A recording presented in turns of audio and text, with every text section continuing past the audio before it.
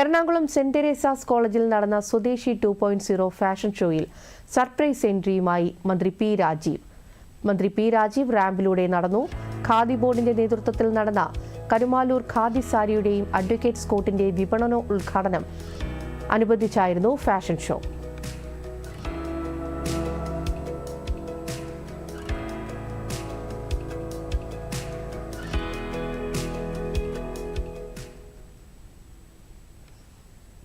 ഖാദി പഴയ ഖാദിയല്ലെന്നും ഇന്ന് ഏത് ഡിസൈനിലും ഖാദി വസ്ത്രങ്ങൾ ലഭിക്കുമെന്നും മന്ത്രി പറഞ്ഞു. ലോകോത്തര ബ്രാൻഡുകളോട് കിടപിടിക്കാൻ കഴിയുന്ന തരത്തിലുള്ള ഇപ്പോഴത്തെ ഖാദി വസ്ത്രങ്ങൾ യുവതലമുറ സ്വീകരിക്കുന്നുണ്ട്. ഓണക്കാലത്ത് പുതിയ ട്രെൻഡുകളിലുള്ള വസ്ത്രവൈവിധ്യങ്ങളാണ് ഖാദി ബോർഡ് വിപണിയിൽ എത്തിക്കുമെന്നും മന്ത്രി കൂട്ടിച്ചേർത്തു. കരുമാലൂർ ഖാദി സാരികൾക്ക് ജിയോ ടാഗ് ലഭിക്കാനുള്ള നടപടികൾ ആരംഭിച്ചിട്ടുണ്ടെന്നും മന്ത്രി വ്യക്തമാക്കി. രണ്ട് ഖാദി സംഘങ്ങൾ വളരെ നല്ല രീതിയിൽ നമുക്ക് പുനരുദ്ധരിക്കാൻ കഴിഞ്ഞു. അതിൽ പാപ്പിലിയോ എന്ന പേരിൽ സ്ത്രീകൾക്കും കുഞ്ഞുങ്ങൾക്കുമുള്ള കുപ്പായങ്ങൾ ഇറക്കുന്നുണ്ട്.